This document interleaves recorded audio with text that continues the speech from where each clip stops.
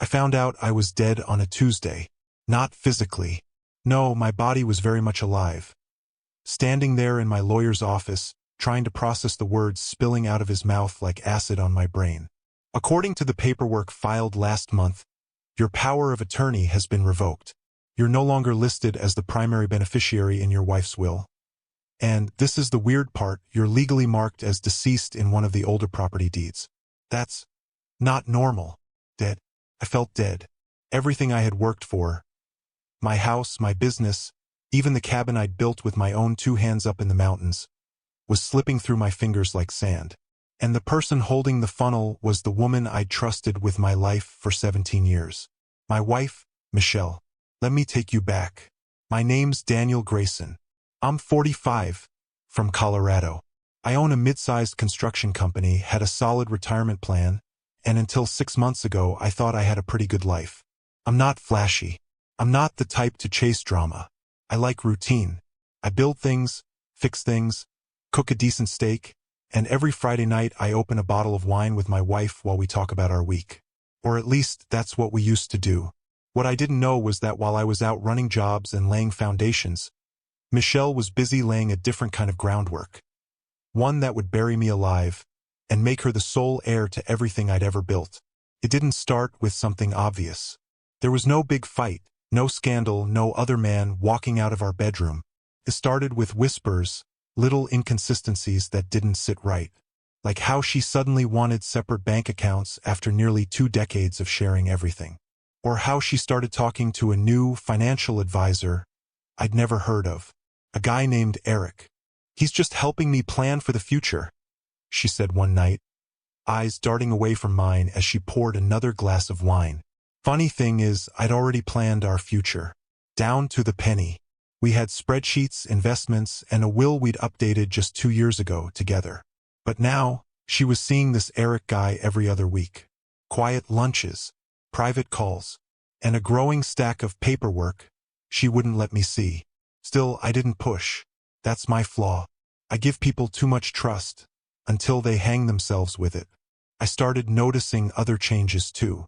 Michelle became colder, distant. Not in the midlife crisis kind of way, more like calculated. She began locking her office door. She changed the passwords on her laptop. Then one night, I walked into the kitchen and caught her burning documents in the sink. When I asked what she was doing, she laughed and said, "Old tax stuff. Just cleaning out." She kissed me on the cheek and walked off like nothing happened. I wanted to believe her, but something deep inside me, call it instinct, or maybe just the gut of a man who's been lied to one too many times, told me I was being erased. That's when I started digging. I had no idea what I was looking for, but I started with the obvious: bank statements, legal files, our shared safe. And what I found made my blood run cold. There was a second will, a newer one, not notarized in the state we lived in, but filed in a small town in Nevada. I only found it because she forgot to lock her Dropbox folder on our shared computer. And in that will, I was gone. Not just removed. It said, in the event of Daniel Grayson's death, all assets are to be transferred solely to Michelle Grayson, with no contest from family or external parties. But I wasn't dead. Yet, that's when I realized, this wasn't just betrayal. This was premeditated. Michelle wasn't planning a divorce. She was planning a clean exit. One where I didn't exist. But what she didn't know was that I'd already started recording everything, and I wasn't going to let her win. I couldn't sleep after finding that will. I lay in bed next to her that night, staring at the ceiling, wondering how someone who used to cry when we watched sad movies could plot something this cold. Michelle slept soundly, peacefully, like she didn't just erase me from my own future. I knew I had to play it smart. She was already 10 steps ahead. If I confronted her now, she'd find a way to spin it, destroy the evidence, or worse, speed up whatever plan she'd already put in motion. So I smiled at breakfast. I kissed her goodbye before work. And while she thought I was out overseeing a construction site, I was driving 2 towns over to meet with a private investigator. Her name was Lisa Tran, former police, sharp as hell. The moment I told her what was happening, she leaned in and said, "If what you're saying is true, your wife's not just planning a betrayal. She's committing fraud. Potentially worse. I handed Lisa a flash drive with everything I'd found so far, screenshots of the second will, suspicious emails, financial transfers to an unknown account labeled E. Halvorsen, and that mysterious Eric guy I mentioned earlier. Lisa promised to dig into it. Meanwhile, I started playing dumb at home. I asked Michelle to help me go over our finances, pretending I was finally getting serious about retirement. She laughed and said, "Good for you, babe," but kept the real books out of reach. That's when I knew. She wasn't just hiding something. She was hiding everything. But she was sloppy. One night, she left her phone unlocked in the bathroom. I wasn't planning on snooping. My hands were literally brushing my teeth. But the screen lit up with a notification that nearly made me drop my toothbrush. Transfer to Eric Halvorsen confirmed. $25,000. My heart thudded in my chest. I tapped the notification, holding my breath. There was a thread of messages between them. I scrolled through fast, taking screenshots as I went. Eric. Make sure he signs the POA update this week. The less he knows, the better. Michelle. He's starting to get suspicious. Might need to move things up. Eric. Once the last asset's in your name, we can disappear. Clean. Disappear? I didn't know whether to scream or laugh. My wife wasn't just stealing from me. She was planning to vanish, probably with this Eric guy. But what hit hardest was that phrase, once the last asset's in your name. She wasn't done yet, which meant I still had time. The next day, Lisa called. Her voice was tight, urgent. You're not gonna like this, Daniel. Eric Halvorsen's not just a financial advisor. He's been sued twice for elder abuse and fraudulent estate planning. And get this, he was disbarred from practicing in 3 states. But he keeps popping up under different aliases. Michelle had handed our entire future to a con artist. I asked Lisa, can we prove this in court? She paused. Not yet. But if you keep playing along, I might be able to get you everything you need. So that's what I did. I acted like nothing was wrong.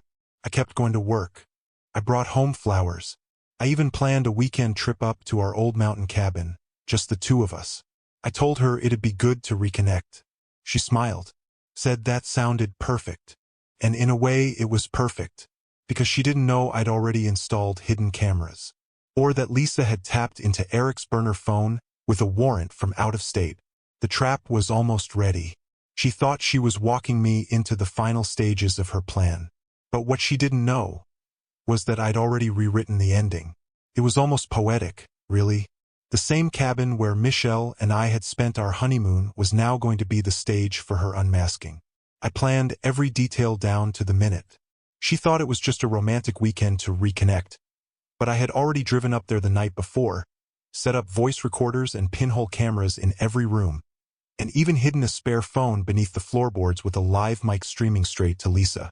By the time Michelle packed her bag, smiling and humming like she hadn't just tried to erase my existence, I was deep into the performance. I held her hand, loaded the truck with firewood, and acted like I couldn't wait for us to watch the leaves change together. She never suspected a thing. On the drive up, she mentioned Eric twice, casually, like he was just some finance guy she barely knew. Eric says we should consider moving some of the assets into a joint trust, she said, pretending like she still saw me as part of that we. It was almost impressive how easily she lied. But I just nodded, smiled, and said, whatever you think's best. The cabin sat at the edge of a lake, surrounded by trees that were just starting to turn gold. Isolated, quiet, perfect. That first night, I cooked steaks on the grill like old times. We had wine. She laughed at my dumb jokes. And when she leaned over the table and said, I think we should talk about the future, I almost applauded her nerve. I've been thinking, she continued, swirling her glass. We should make things more official. Get all the property in one name. It'll be easier that way. Cleaner. I looked her dead in the eye and said, yours or mine? She didn't flinch. Yours, of course. You're better at managing things. But her voice cracked just slightly on that last word. She was testing me, gauging how close she was to the finish line. I leaned back, played my part, and said, I'll call the lawyer on Monday. She smiled. And that smile, that fake, rehearsed little smirk, told me everything I needed to know. That night, when she went to shower, I slipped outside to the truck where I kept a backup hard drive. I downloaded the cabin's camera feed onto it, just in case, because I knew the real conversation would happen tomorrow. And it did. The next morning, I accidentally left my phone unlocked on the kitchen counter, with my bank app open. When Michelle saw the screen, her eyes darted across the balance. A six-figure deposit from a recent land sale she didn't know about. She didn't say anything at first, just walked over, kissed me on the cheek, and said, "Why don't you go chop some firewood? I'll make us breakfast." As soon as I stepped outside, I watched through the window as she picked up my phone and started snapping photos of the account details. She wasn't even subtle about it. Lisa was listening to everything through the live mic under the floorboards, and when Michelle called Eric 10 minutes later, we caught the whole conversation. "He's sitting on way more than he told me. We need to finalize the paperwork next week. Can you draw something up fast?" There it was, proof that she was trying to funnel my assets out before I could do anything about it. But that wasn't even the worst part. Eric's voice on the other end said, "What about the life insurance policy? Did he sign the update yet?" Michelle laughed. "Not yet, but he will. He always signs whatever I put in front of him. He still thinks we're in love." My stomach turned. The woman I had shared my life with, built a home with, was now talking about me like I was a dumb pawn she could lead to slaughter. But I didn't let it shake me, because I knew tomorrow would be the day everything turned. Tomorrow was the day she would ask me to sign that final document. And I was going to sign it, but not before adding a little surprise of my own. The next morning felt different. Michelle was calm, almost too calm, the way a magician gets right before the final reveal, when she's sure no one's figured out the trick yet. We had coffee on the porch, listening to the birds, the leaves rustling just slightly in the breeze, like the world itself was holding its breath. She slid a manila folder across the table. "So, I had Eric draft a simple transfer of ownership. Just something to make our estate planning cleaner," she said casually, as if this wasn't the moment she'd been planning for months. I flipped it open, keeping my expression blank. The document was official-looking, full of legal jargon, but I'd done my homework. It was a quiet claim deed, transferring the last piece of property still under both our names into hers alone. That mountain cabin, the one I built with my own hands. I looked her in the eye. "You sure you want this in just your name?" I asked, playing the part of the trusting, naive husband one last time. She reached across and touched my hand gently, the same hand she tried to stab in the back. "It's just cleaner, Daniel. We're a team." I smiled. "Of course we are." I signed it, right there, in front of her. But what Michelle didn't know was that the document she handed me wasn't the only thing in the envelope. Just beneath it, taped with clear film to the bottom panel, was a tiny GPS tag. One Lisa had planted the day before.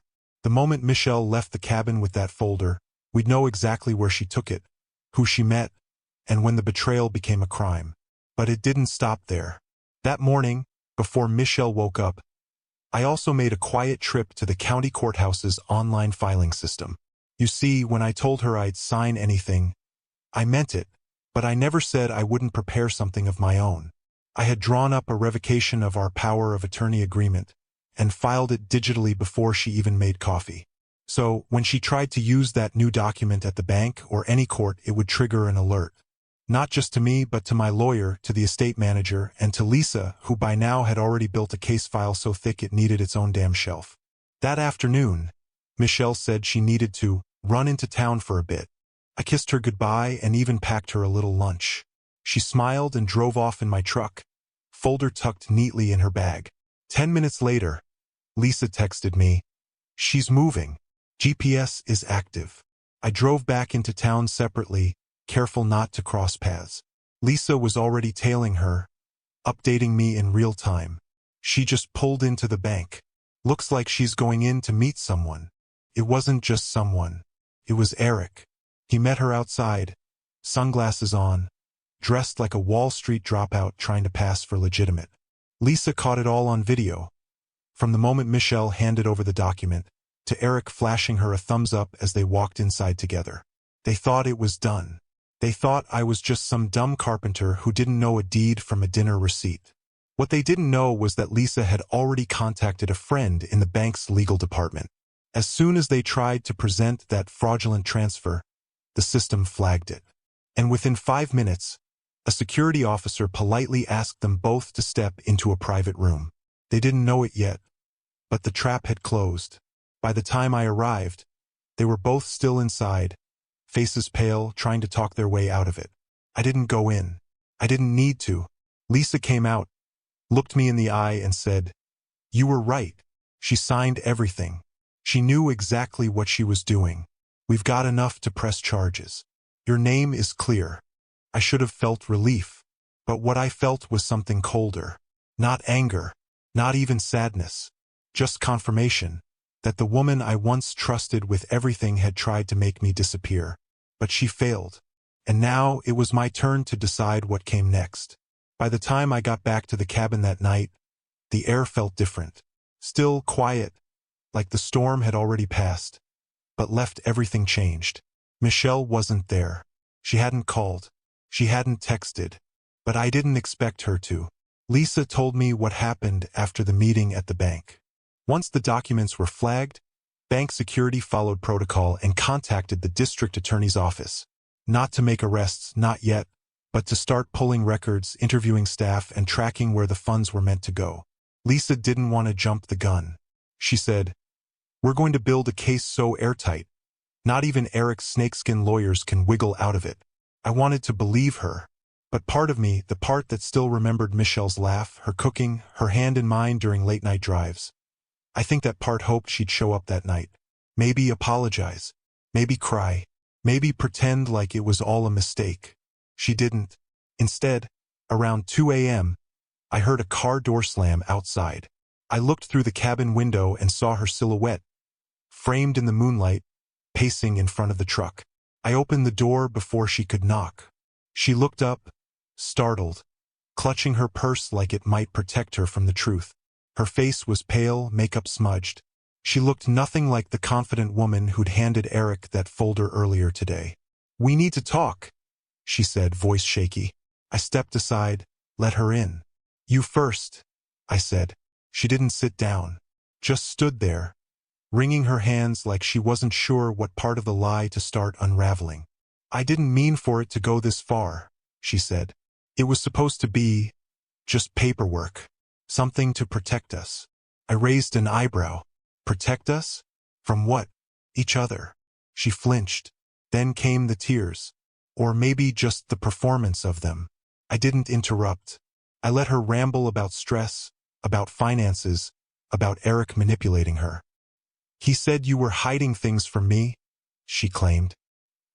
"He said we needed to simplify the estate before it was too late." "Too late for what?" I asked. She paused. Didn't answer. I didn't push her. I walked to the drawer, pulled out the printed photos Lisa had given me. The screenshots of Michelle's messages with Eric, the wire transfers, the draft of the altered will, even a surveillance photo of the two of them hugging outside a lawyer's office. I laid them one by one on the table, like cards in a rigged poker game. This wasn't panic, Michelle. It was a plan. A plan that started months ago. Before Eric. Before the fake will. Before you marked me dead in a real estate file. Her breath caught. "I didn't know he'd go that far. I swear." "Stop." I said it softly. Not with rage. Not with venom. Just finality. "I don't care what you thought he'd do. You still chose to lie. To sign. To plan a life where I didn't exist." She slumped into the chair. For a long time, neither of us spoke. Then she asked, almost a whisper, "Are you going to press charges?" I looked at her. Really looked. At the woman I once would have walked through fire for. Now I wouldn't follow her across a sidewalk. "That's not up to me anymore," I said. "The state's already involved."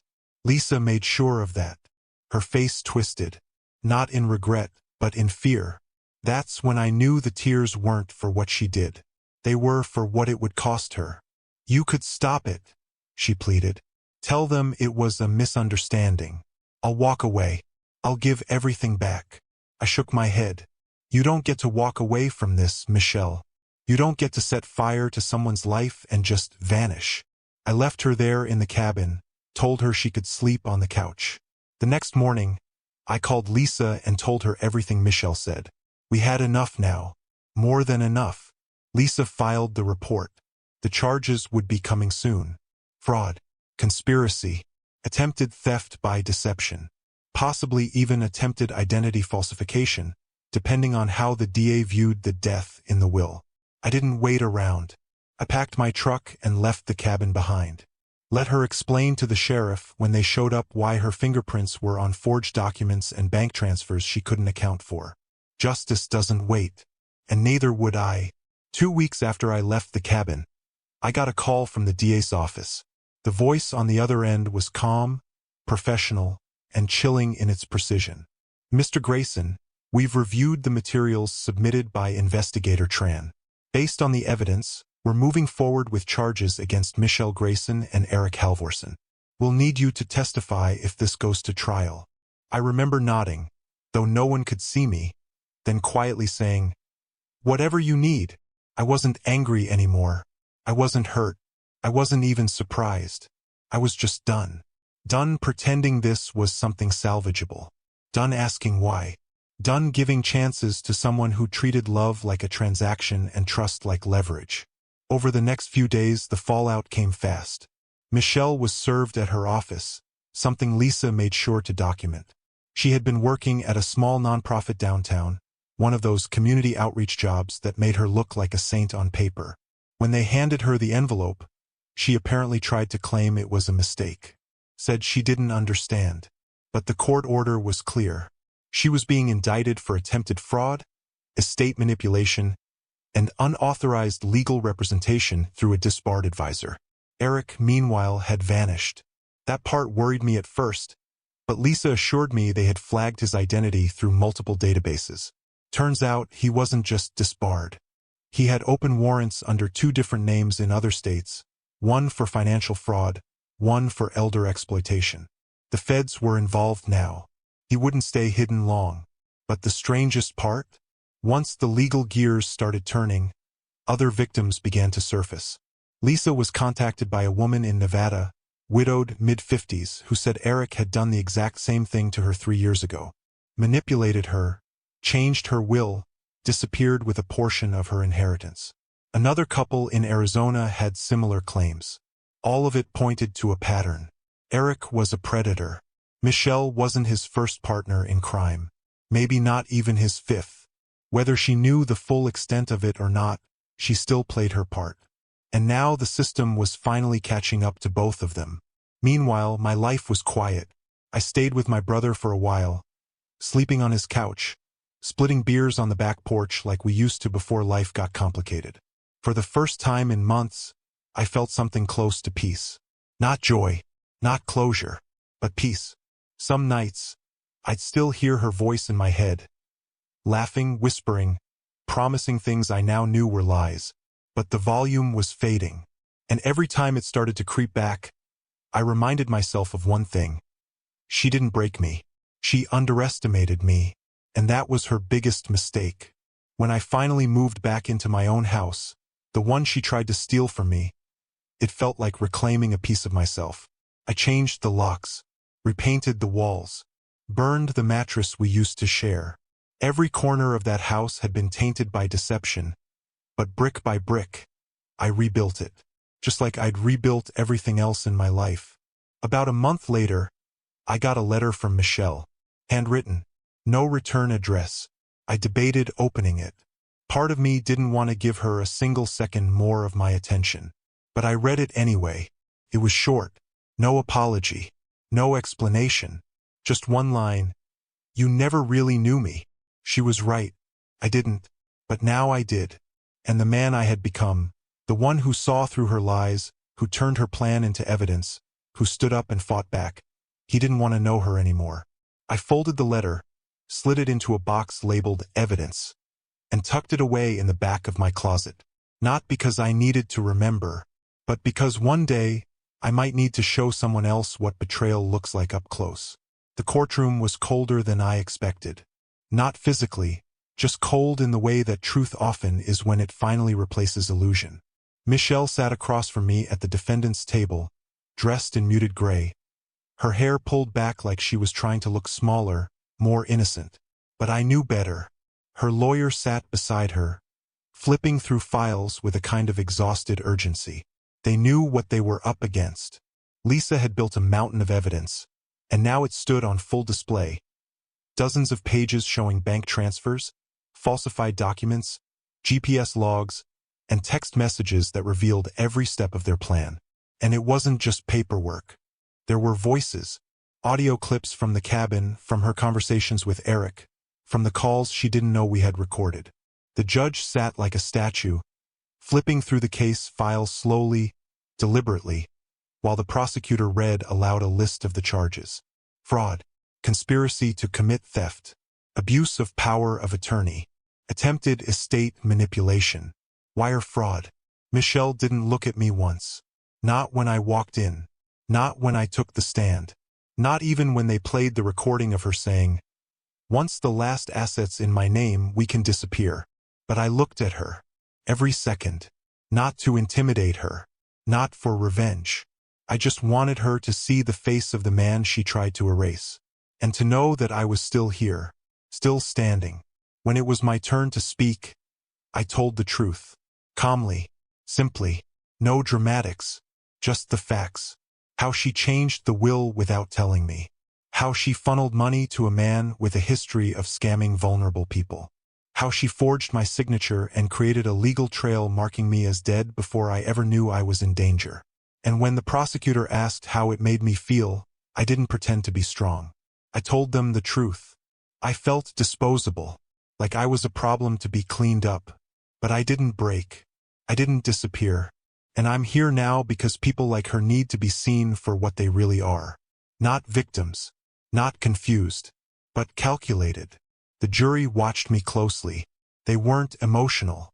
Just focused. Listening. Taking it in. And then came the surprise. Just as the prosecution was wrapping up, a new witness was called. A woman named Andrea Nichols. She was the widow from Nevada. The one Eric had manipulated 3 years ago. She told the court her story, how Eric had convinced her to put her house into a joint trust, then drained it and disappeared.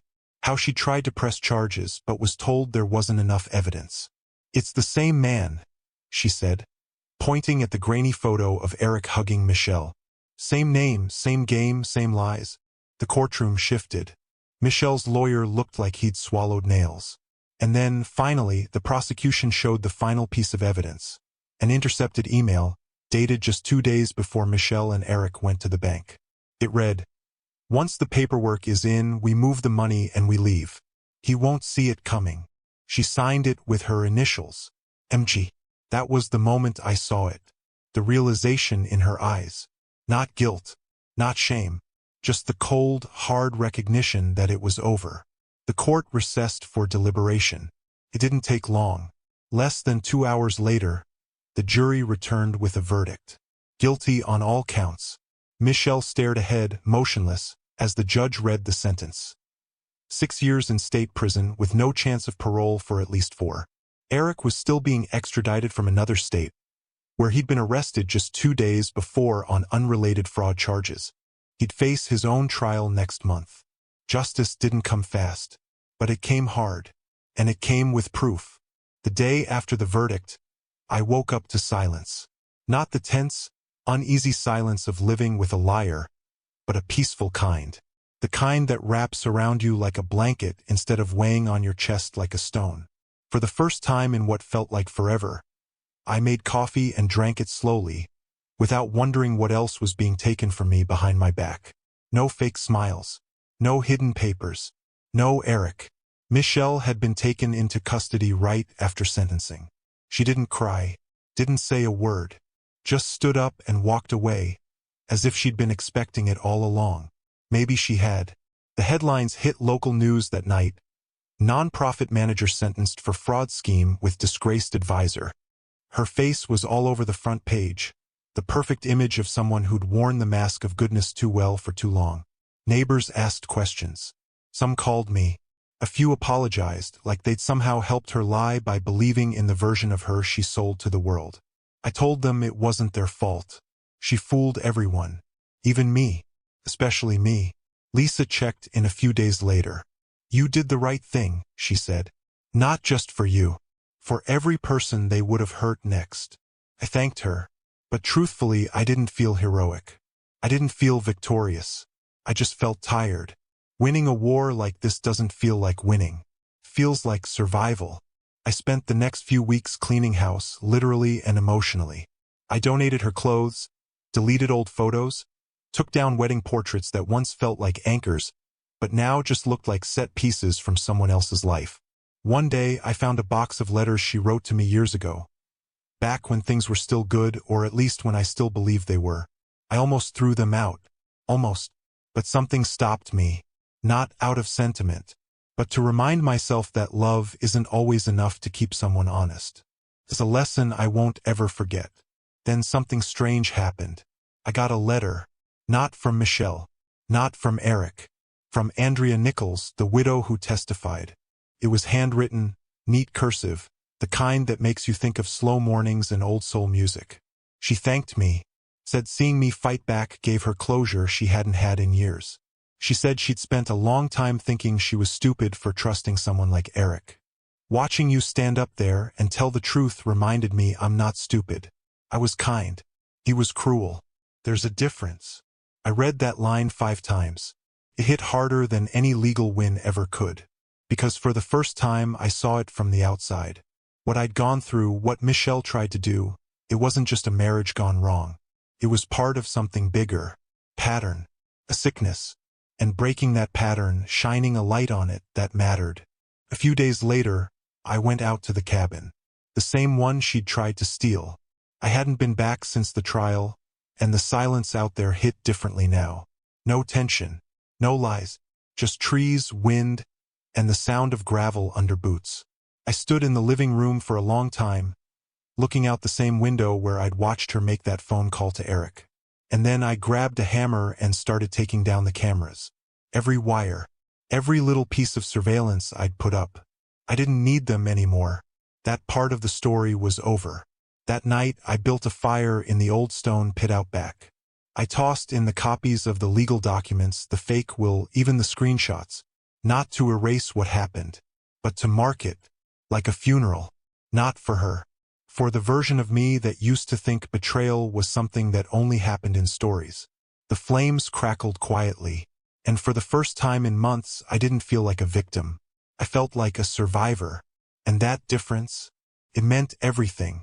Spring came late that year. The kind of slow, uncertain spring where snow still lingers in the shadows. Like it's not quite ready to let go. But eventually the thaw came. I moved back into my home for good. Not the house she tried to take, but the home I rebuilt from the ground up. The place where I no longer heard whispers behind closed doors or checked my bank account every hour in fear. I started over, room by room. I knocked down the wall where our wedding photos once hung and turned it into a bookshelf. I planted a garden out back where she said nothing would ever grow. Tomatoes, peppers, sunflowers. And every morning, I'd sit with my coffee and watch the light stretch across the yard. Like it, too, was trying to heal. I started volunteering part-time at a local building program. Teaching kids how to use tools, how to sand wood, how to make something that lasts. Turns out, there's something powerful about showing someone how to build when your own life was almost destroyed. And every now and then, one of the parents or volunteers would ask, "So, what's your story?" And I'd just smile and say, "Long. But I'm still here." I didn't date. Not for a while. Not because I didn't want to, but because I needed to learn to be whole again on my own. I needed to prove to myself that I wasn't just the man someone once tried to erase. I was the man who survived it. Who stood up in court and spoke truth to the lie. Who didn't let it define him. Months passed. Then one day, out of nowhere, I got another letter. This one from Eric. Handwritten. From prison. No apology. Just a thin attempt to justify his actions. Blaming the system. Blaming his past. Blaming everyone but himself. I didn't reply. I didn't even finish reading it. I just folded it neatly, dropped it in the shredder, and let it disappear the way he tried to make me disappear. And that's when it hit me. They lost. Not because they were behind bars, or because a jury said guilty, but because I got my life back. They couldn't take my integrity. They couldn't take my voice. They couldn't take the man who walked out of that courtroom, head high, without having to lie to breathe. I took one last trip out to the cabin before the season changed. This time, I wasn't there to relive anything, just to sit on the porch, let the trees talk, and listen to the wind move like it was clearing out old ghosts. I looked up at the sky, smiled to myself, and whispered, "You almost got me, but almost doesn't count. And if you've made it this far into my story, maybe you've been through something too. Maybe someone betrayed you, lied to your face, made you feel invisible in your own life. If that's you, I want you to hear me loud and clear. You're not crazy, you're not weak, and you sure as hell are not alone. The people who try to manipulate, steal, and erase others, they always underestimate one thing: the power of someone who decides to fight back, smart, steady, and one move ahead. So if this story hit home for you, tell me about it. I read the comments. I know how much it matters to be heard. And if you want more stories like this, real people, real betrayal, real justice, hit that subscribe button. Not because you have to, but because truth deserves a platform louder than any lie. I'm Daniel, and this was the story of how I took back a life she thought she could steal.